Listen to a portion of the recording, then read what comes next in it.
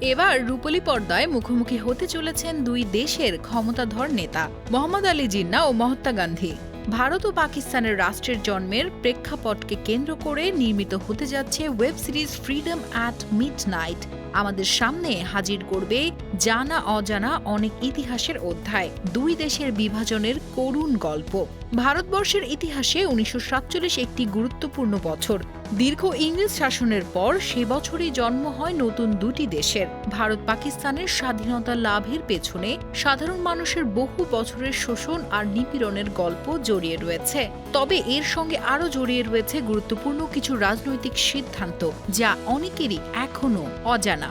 ভারত পাকিস্তানের বিভাজন ও স্বাধীনতা লাভের পূর্বের শেষ সময়কার রাজনৈতিক পরিস্থিতিকে কেন্দ্র করে নির্মিত হচ্ছে web series freedom at midnight.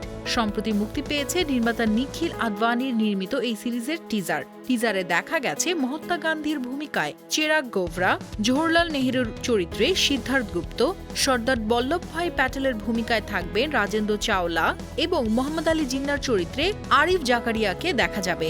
তবে এখনো চূড়ান্ত হয়নি এই সিরিজটি কবে মুক্তি পেতে যাচ্ছে।